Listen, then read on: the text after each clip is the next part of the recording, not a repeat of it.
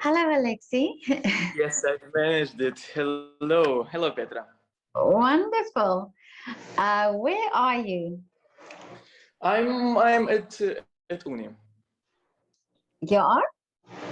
at the university. Yes, because it looks like university. Yeah, this is a typical classroom. Oh, okay. I saw you were in this wonderful performance at the Musikverein. Mhm. Yes, have you been on the concert? I haven't been there, but I saw all the news on Facebook. I would have loved to be there. I'm sure. Well, I'm not sure, but hopefully it's not the last concert for all of five in Musikverein. I'm also positive it's not. But tell me, what was your choice of music? So the story is like this. There are a lot of different conductors from different countries, and I saw some interviews you made with the people from this concert as well. Yeah. And usually people choose the music which is close to their nature, to their origin countries, to their origin understanding of their music. Logically, my piece was Romeo and Julia Ouverture of Tchaikovsky, as soon as I'm Russian. But, nowadays everything is so cosmopolitic and so united. So in my case, we had a Russian composer who wrote a piece on the themes about the story in Italy, written by English writer, performed by Austrian orchestra in Austria, and conducted by again Russian conductor, but with Ukrainian second name. So it's nowadays everything is so mixed. Yeah, but how wonderful that it's like that. Yeah, that's great. That shows the unity of that shows actually that the music unites everything and all the people and all the sides of life. But you see, this is so great, because the project that I did, Moments in Lockdown, where I photographed the artists in their windows, this is what I saw, and this is what I realized, is that you are all connected so over the whole world, all the musicians. You speak to one musician here and they know people in America, and everybody knows each other and knows about each other. So it's so wonderful. I just love that idea. Yeah. And that's great that you made these photo shootings and also these interviews, because then you can make a huge archive of all of I think mostly young musicians who will have, I'm sure most of them will have a bright future. That's a very great historical achievement. Yeah, I treasure this project very much so, because I think you are all very interesting personalities, and you have such great stories to tell, and I learned so much from you. So for me, it's wonderful that I could talk and listen to you all. Thank you. Now I want to know this. How was this experience for you?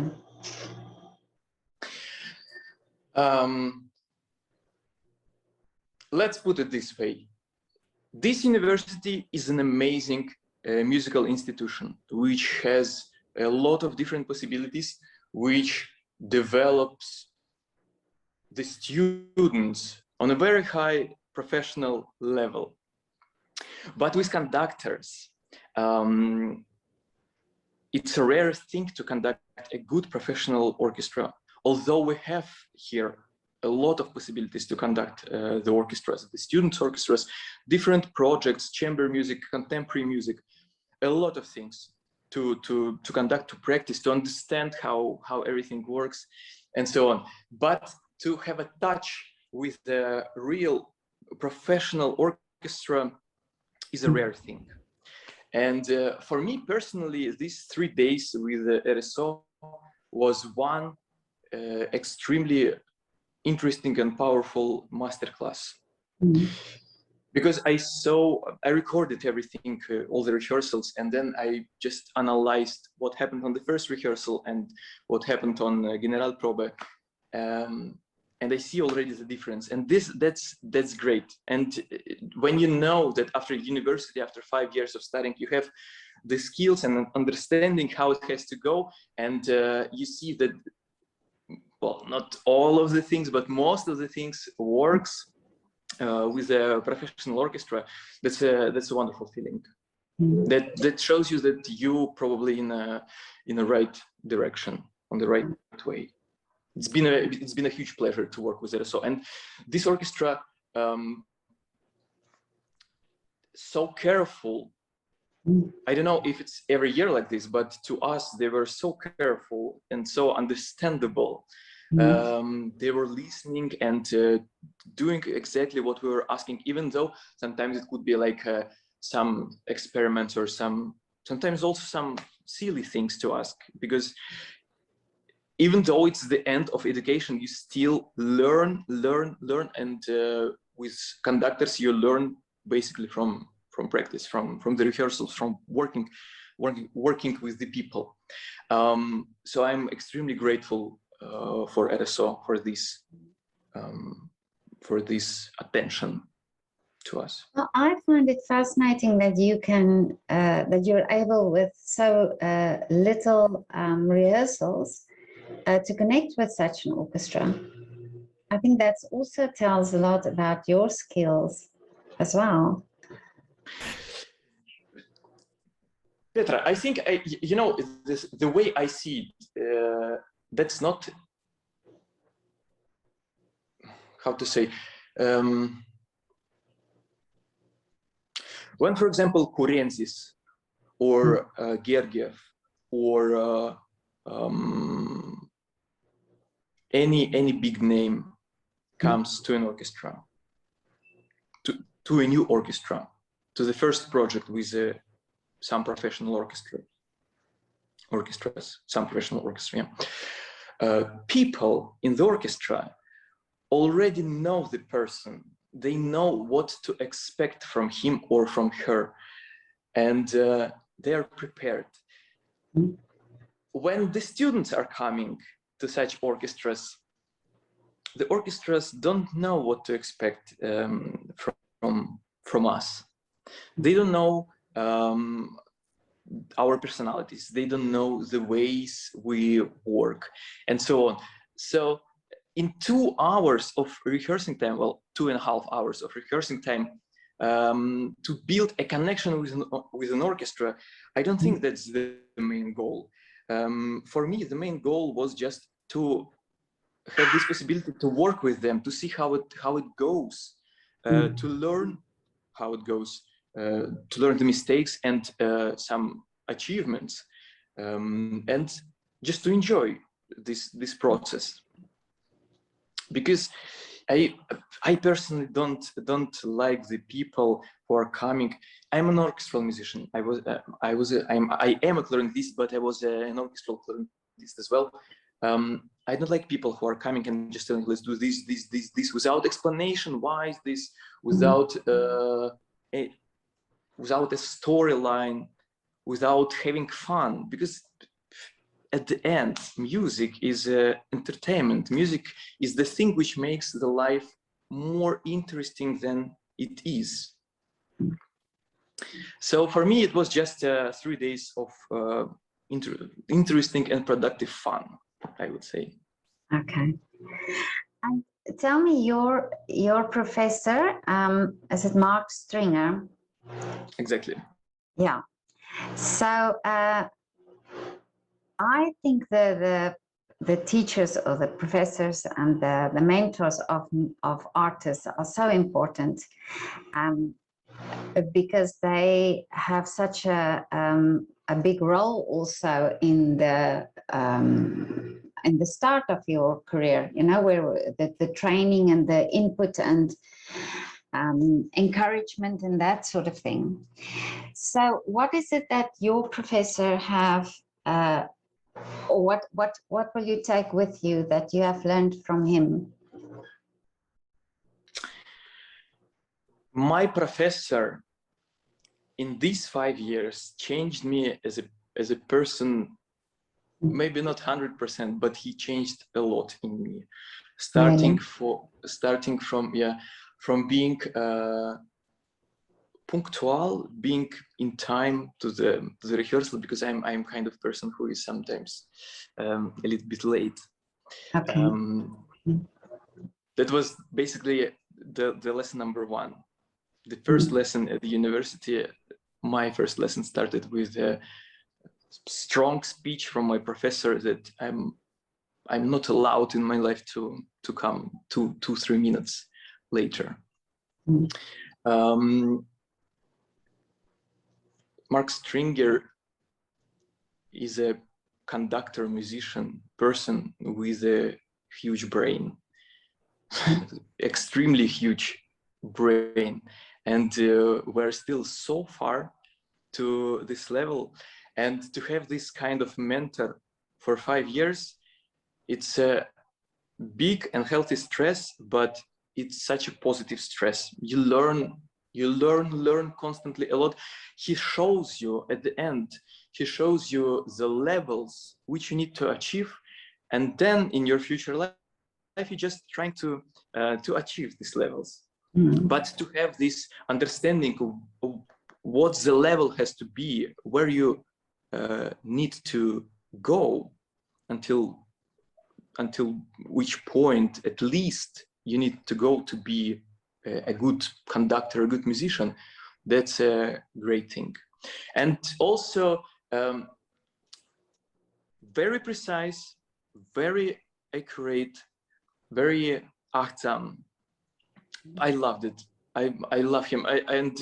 He's a very complicated person. He's very strength person, but I like it because I saw many professors in Europe who are, they don't push the students like really push, because the difference between Russia, for example, Russia/Asia and Europe, that in Russia, in Soviet school and in Asian school, they really push the students to do more, to work harder.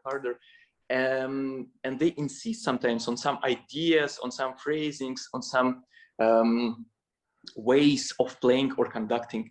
In Europe, the professors, they allow you to think yourself, which is an amazing thing, because that's the main thing of education, to make a person think by himself or herself. Because at the end of university, you don't have any professors, and you need to think, and you need to be able to manage all the problems by yourself. And they sometimes let them do the way they want to do, and in a very polite way, they can say, yeah, this is okay, could be better. But Mark Stringer is basically a very straight person, and I love it because it's very easier and faster to study and to work when your mentor says, do this, do this, do this, don't do this, don't do this, don't do this. But that's wonderful, because I think that, you know, somebody said to me once that there's actually a difference between pushing somebody in a way and motivating them in another way, because that what you're talking about also is pushing you in a way that you still the artist that you are, but that you are going in the direction that you should be going, rather than pushing you into being somebody that you're not, or to doing something that you're not. Exactly. It's a healthy mix of both things with my professor. That's great. May I also ask you a few things? Yeah, I Because just want to I know you're. Yeah, Huh? now I just want to say that I need your professor because I'm always late. And I have never been 56. Maybe he can change that for me. But you know, I had a extremely strong once or twice these speeches about being in time. Oof. After these speeches, at least for the next 3 years, I didn't come 1 minute late to the lesson. Then sometimes it was once or twice I came a bit slightly late. Okay. And he's right. Basically, he's right. That's we as a conductors, we need to be 2 hours before the whole orchestra comes to the stage. We need to be much more prepared than the people on the stage or in the pit. That's true. That's the life. Yeah, no, that's true. Yes. It's like being a director of McDonald's and just come 1 hour later to your job. Then you will not succeed. Yeah. Well, I would rather have a concert than a McDonald's, a concert with an early conductor. Can I ask also some questions? Yes. I know it's your interview, but I think when there are questions from the guest, these things are also somehow represent the personality of the guest. Yeah. I don't know a lot about you. You're a musician. No. But you're connected somehow to music industry. Yes, just because of the pictures that I took, and I just started talking to in the beginning when we did the project. We just spoke through the windows, but I started hearing, about concerts being cancelled and things like that. And the more I started talking to musicians, the more I started being intrigued and interested in your world and what you do. And I understood then that it was a difficult time for you, and I could understood why. And just then it just developed from there, and I just started doing more and more when I thought that could help, or that at least that I thought. This is why I'm speaking to artists as well, because I think it's so important that we hear things like that. So you, for example, you went to you did this amazing concert, and not everybody could have been there.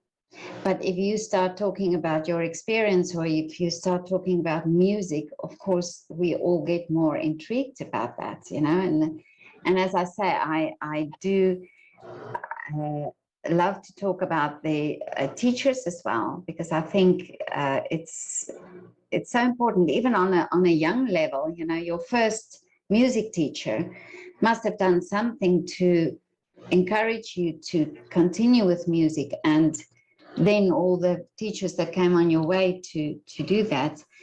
And I think that is something very important, because I think children need, especially now, to be more interested in art and to study art. So this is the story. You've never played an instrument, or you did play it? When I was a child, I played a little bit of piano, but really, you couldn't call that music. Do you still play? It was just a little, just a few years. I played a little. I went to a teacher in our the town where we lived, and but no, I didn't do any exams or anything. It was just a little bit of playing. Do you still play sometimes? No, I cannot play anymore. I think 3 notes. No, I cannot. Yeah, but I love music, and I love to listen to music, and I love concerts and things like that. I love that whole energy from the concert, and I mean, I would have loved to be on stage and perform as well. You know, this is, I think performing and it's so in us. It's so part of us to do that. So Petra, yeah. may I ask you one more thing? You did a lot of interviews, and you had a lot of conversation with the musicians. Yeah. As a person which is connected to musicians, to music, and on one side, and on another side, almost without musical background. What do you think? Well, let's put it this way. What do you think is going to happen with the classical music in the next 50 years? And what would you like as a person in the audience to happen with the classical music in the next 50 years? Well, first of all, I feel very passionate about the fact that music and art should be taught in schools. And I think that will change the whole scene in art and music. Because I think if I take myself, for example, and this was something that I thought about a lot in the time where I spoke to musicians and I asked them, when did you start? How did you start? What inspired you to start? And I think to myself, if they would, I wouldn't say that I would necessarily have become a musician. Maybe I don't have the talent for that, but I would have loved to know more about music. And now that, you know, when I speak to artists and they talk about something of Beethoven, and I have no clue, and I think how wonderful would it have been if all children could have had just a little bit of knowledge, just a little bit of maybe experience in playing something of Beethoven, or just hear that in an explanation, or have some sort of exposure to that. And I don't think a lot of people do. And I think the you know, to go into the Musikverein and listen to a concert is not that it's not for everybody. It's not, sometimes not financially for everybody, or maybe some people just don't have had the exposure to have the urge to go. But if you start going and if you start hearing, you know, then it becomes more of a interest, and this is what's important. And the reason why I do the artist voice is and why I speak to artists is because this is what I also thought about, is that I think to connect with classical music, you have to connect with the artists, you have to connect with the musicians as well, and you have to hear. And what musicians do is they put an advertisement on Facebook, but they don't explain anything or talk about that or write about that. So you just get the advert and you say, come to my concert, or there's a concert happening. But I would love to know, before I go to the concert, why is this the choice of music, you know, or have this sort of just a bit of a background to that. And I think if music, and I think the classical musicians are maybe so busy rehearsing and preparing and wanting to get it so perfect that they forget to connect in not on the night of the performance, but to connect with the audience before, to make the audience, a different audience, want to come to the concert. So this is my thinking, and I think the moment we can start doing this and start hearing from the artists, and this is why I do so many interviews, because I think somebody will hear and somebody will be inquisitive to then go and you know, to listen. Okay. Does it make sense? Actually, it makes a perfect sense, and I see already these changes in the concert halls. For example, in Musikverein, they started to do in the programs. They started to do big programs. Before it was like the list of pieces, yeah, who is playing, conductors, and so on. Now they're putting the notes, the scores examples of the main themes of pieces, the story about the composer, the story about the piece. Wonderful. For example, in Toronto, I think it's in Toronto, somewhere in Canada, but I think Toronto Philharmonic on piano for every piece. So people who are listening in the audience, they can follow these things and have also the timing, so they know, okay, now it's going to be 20 minutes of music. I prepare myself. I have some kind of a schedule of the route of the piece. It's much more interesting, entertaining, and it gives more connection between the people on the stage and people at the audience. I find it also very nice. I find perfect when people before the concert or during the concert talk about the pieces which are going to be performed. Explain the story, explain the story of the composer, why it was written, because sometimes behind these pieces there are huge and extremely interesting stories, and no one knows about them. Exactly. This is why this is what I'm saying, is that would really intrigue me. And I've been to a concert recently where someone spoke about the pieces that he's playing, and that immediately make you almost hear it in a different way, because you now understand why. And also it's great for me if I know why people like certain things and what's their connection to it, because I think that's also important. I love stories, I love people telling stories, and I think that's very important. But and also from conductors, I think, I think it looks very distant when you're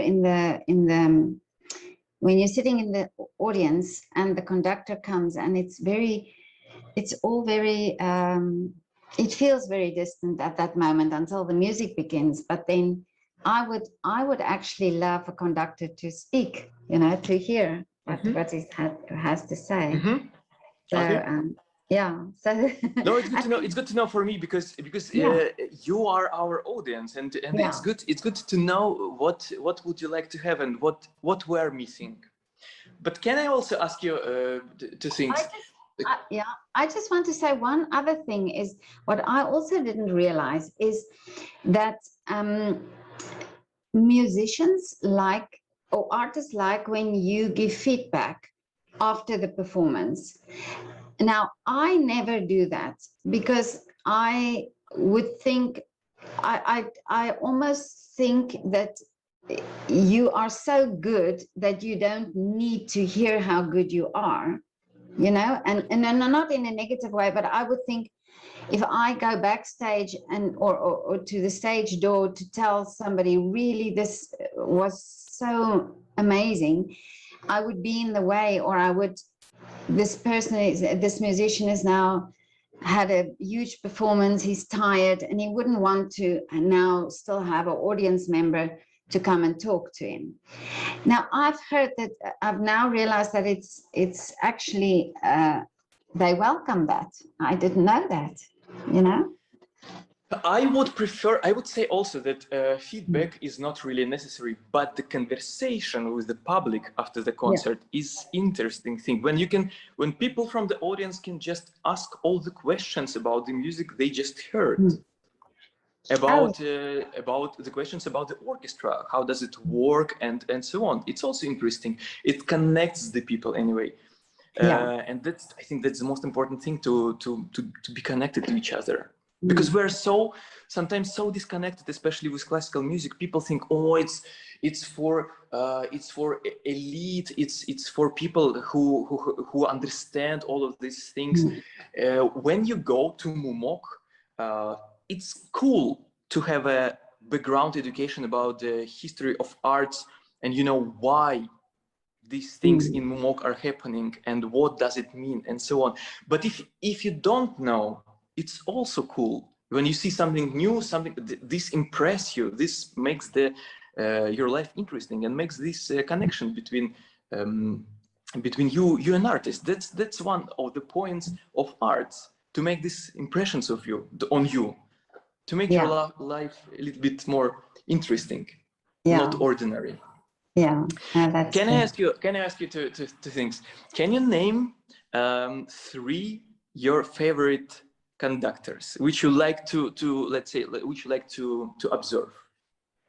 any time, any epoch, any style, anything. Just 3 conductors which you prefer.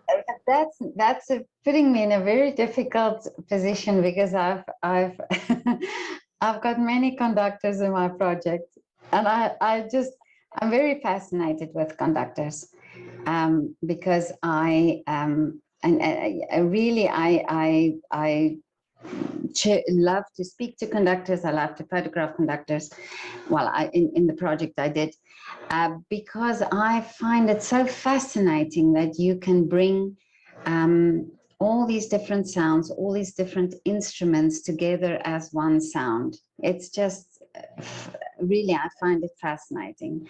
So yeah, I wouldn't say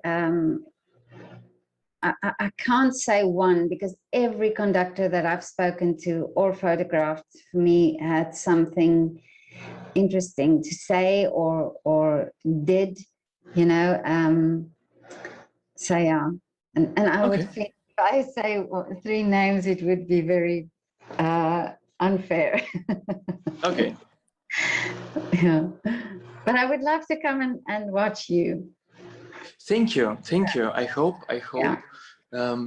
I hope it will happen soon. Yeah, no, definitely. So tell me, what is your now for you for the future? What's going to happen? What's going to happen? The next plans in my life are I have a masterclass in Estonia in July with Paavo Järvi. It's a very big conductor, top conductor. There is actually top family of conductors. There is a very famous in Soviet time and post-Soviet time conductor Neeme Järvi, the father, and he has two sons, Paavo Järvi, who is now chef conductor in Zurich, Tonhalle, and Christian Järvi, with whom I was working for the last maybe 8 years in one youth orchestra, which is not youth anymore, but still it's Baltic Sea Philharmonic. Yes, I have this masterclass, and then there is a competition in Bucharest in August, and then basically I'm in a free flight, in a free fall. Yeah. Looking for managements, for a place to work with, because as a conductors we need an instrument, we need an orchestra, and we need it to have regularly, basically every day. Would be nice to have the orchestra every day, because only in this way you can really learn and build your not career, but build your brain, build your personality, understanding of what is going on in the musical history and in musical industry. So, yeah. So what is the wish? So do you have a specific orchestra that you would love to conduct, or what is your wish? My wish is to find an orchestra for whom I will fit, basically only mentally good, and who will fit for me also good. Well, when we will be on the same wave, on the same vibe. That would be great. It doesn't matter if it's a big orchestra, small orchestra, extremely professional, or it would be not very cool to have a not very professional one. But still, it would be also nice to work with some youth orchestra. Yeah, that's the wish. I cannot say that I would like to conduct Vienna Philharmoniker or Berliner Philharmoniker. I cannot say this. I don't think that's very important. If it comes, if people understand each other and feel each other very, very, very good, then it's great. But if it's just we invite him because he is a big name, and then there is no connection, there are no fluids between the people, that's scene loss. Yeah. And tell me on a lighter note, what do you do before a concert? Do you have a little ritual or a little habit that you do before a concert? Oi, Petra, I don't know. I still have panic attacks before every concert, no matter if it's important concert or not very important concert. Every time I'm extremely nervous, wet hands and so on. It happens all the time, and I still don't know how to fix it. Oh, okay. So yeah, I don't know what I should do. I tried a little bit of meditation. I've tried some calming pills. Nothing works for me. Okay. The only way when you're extremely good prepared, like really extremely, when you played already this piece before, conducted this piece, and you know it very well, and only then it's a little bit easier. But the most of the times it's like, oh, it's all the time. Stress. I don't know how to manage it. But are you a very sort of emotionally charged person? Unfortunately, I'm very emotional on the concerts. Unfortunately, because sometimes I lack, because of this, I lack some technical sides of conducting or playing. When I play clarinet or piano, sometimes on exams in the university or on some little concerts, I lack the technical side of the profession, and that's not a very good thing. Okay. You know, there are a lot of people who are big maestros. They do big gestures, but inside there is no technical center, and this is very bad. And I'm working on this also. So hopefully it's going to be a little bit less emotional, not less emotional, but less visually emotional and more more strong from inside. Yeah.